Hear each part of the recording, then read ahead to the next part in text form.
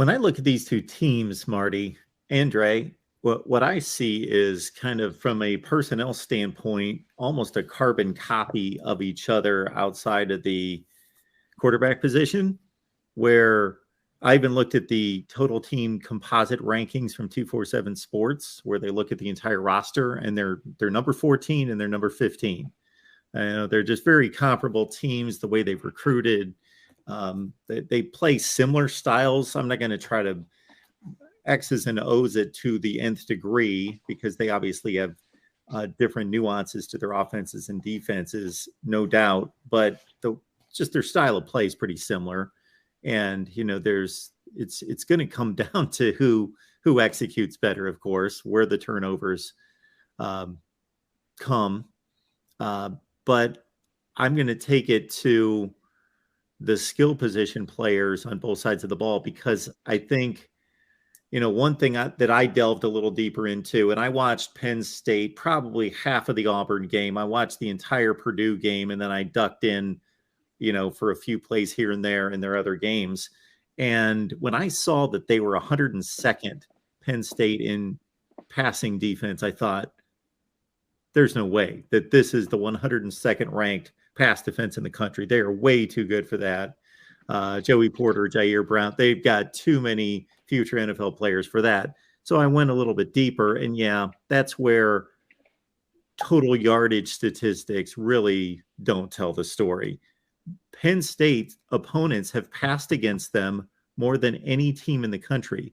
They're being passed on 45 times a game. So that's number one. You're going to give up a lot of yardage when your opponents are passing more on you than any team in the country. Number two, they're giving up less than 50% completion percentage. Passers have only thrown 5 TDs and 5 picks against them. So the efficiency rating, I think, was number 7 in the country. So don't look at total yardage. 7th rated pass efficiency defense in the country. Yeah. Go ahead. No, I was going to say real quick on that. Tim and I talked about this on our post-game show after the Northwestern game, and we talked about that exact thing where to us it makes no sense why teams are throwing the ball so much against Penn State. I get it. The Purdue game, Penn State led most of the way. Same thing with Auburn. I mean, obviously there are 3 other wins were pretty commanding against inferior opponents, and again led much of the way. But the secondary is really good. They have, I think, like 47 or 48 pass breakups on the year. The second most in the country is like 25. It's a very talented group. Joey Porter Jr. might be a top 10 pick in April. Jair Brown, who you mentioned, Mark, another going to be a high pick. Kalen King, opposite Joey Porter Jr., Detroit kid, who I'm sure will be very motivated on Saturday. Another potential first-round pick. Lots of talent in the secondary. I have not been able to figure out at all why teams have thrown so much against Penn State. But they've done it, and no one has found success doing it, regardless of the total yardage. Like you said, you need to dig a little bit deeper than that. As you dig deeper, you see the secondary has been really good. Yeah. Well, to that point, to the Michigan passing game, look, the big hoopla, this season's been about J.J. McCarthy, the emergence of J.J. McCarthy. He's finally taken over the keys. And I would say that the passing game has been a work in progress. JJ himself, he's gotten better every week. I think the biggest portion of his game that he's still working on is his touch passes, especially for deep shots down the field. But for the most part, his decision-making has been very sound. He's a lot more athletic than Cade McNamara, who Penn State saw last year. So he presents a totally different type of dynamic. But still, the strength of this Michigan offense is their rushing attack. Especially spearheaded by Blake Corum, and then now with Donovan Edwards getting back healthy again, he's also going to be in the mix as well. Talk to me about the Penn State rush defense. Do you think they're going to be able to, tame Blake Corum? And if not, do you think that is a avenue that Michigan can exploit this defense? Yeah, I mean, obviously, I think anytime you play Michigan, that's what's most important for your defense, right? You've got to contain Corum. You mentioned Donovan Edwards, really talented kid, 5-star kid himself coming out of high school. That's a pretty nasty 2-headed combination for any defense. With Penn State, I think Saturday is going to be one of those games you've got to concede. You're going to give up yards. You're not going to completely shut down a rushing attack like that. I don't care if it's, Alabama, Georgia, Ohio State. you're not going to stop. You're not going to stop that rushing attack. You've got to contain. Penn State's defensive line has played better than expected this year. It's been really good. PJ Mustipher, who last year got hurt again, it was the injury against Iowa everyone forgot about. Everyone remembered Sean Clifford getting hurt. People overlooked PJ Mustipher getting hurt in that game and being lost for the rest of the season. I mean, Mustipher played 5.5 games last year and was still a second-team all-conference defensive tackle, which really says something. He was a little slow to start the year coming back from his knee injury, but the last 2 weeks has looked like PJ Mustipher of last year. Hakeem Beamon, another guy, defensive tackle, is having a really nice season beside Mustipher. I think those two guys need to be disruptive. I'm confident they can contain this rushing attack, and by contain, keep them 4.5 yards a carry. If you can do that against a rushing attack this good, I think you're happy with your defense. And what's going to be important for Penn State's defense is when they are able to get Michigan behind the sticks into a 3rd and long, you got to get off the field. This pass rush has been solid.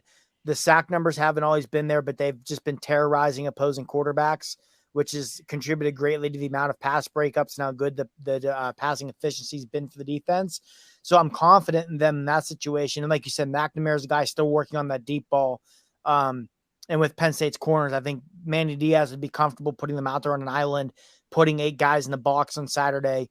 And I think if PJ Mustipher, Hakeem Beamon, this defensive line can be disruptive against the Michigan offensive line that, you would know better than me, but I think probably if you're a Michigan fan, you still want to see them probably take another step or two at times. I think that if Penn State's defensive line can do that, the linebackers can feel. The linebackers coming in the year is probably the biggest concern on this team. Have they been great? No, but they've been serviceable. They haven't been the maybe major concern or liability that people had expected. I think if you can get serviceable play out of your linebackers, your defensive line can continue to play the way it has this year for Penn State. You feel good that you can at least keep Michigan to, like I said, that 4 to 4.5 yards a carry. Blake Corum's a stud, man. You're going to give up some chunk runs. So yeah, it's unavoidable that, again, Corum can face the best defense in the country. He's going to have some 15, 20-yard gallops against you. It's when you get them into 2nd and 12, 3rd and 6, you got to get off the field. And I think Penn State's defensive line will play well enough to force enough of those to give them a chance to win this game. Yeah, and when I think about these two teams, and I haven't watched obviously a lot of Penn State, but I watch all of Michigan's games, and because I do believe that these two teams are very comparable in talent, and therefore even play style for that matter. I think another big part of this game is going to be discipline and penalties. Who's going to play the most fundamentally sound football, who's not going to beat themselves. Michigan, for the most part, especially last year, I thought that was their biggest strength, above everything. And they had a lot of good things going for them last year, obviously, but they never beat themselves.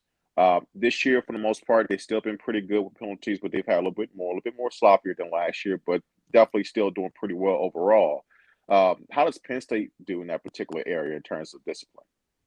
Yeah, for the most part, to start the year, they've been pretty good with it. The biggest issue really in terms of beating yourself was those fumbles against Northwestern. And twofold. One, the weather was horrible that day. Anyone who watched any of that game, like a typhoon. Yeah, and trust me, typhoons in early October in central Pennsylvania, as someone who's lived in this area my entire life, it's cold rain. It's not a nice, cool me off summer drizzle. It's cold, and it makes it hard to grip the football. It's not fun. Right. And for Penn State's sake, thank God that game was against Northwestern, because against anyone else, they probably don't get out of there with a win with how they played. What is the statistical anomaly there? Who wins a game by double digits that loses the turnover battle 5-0?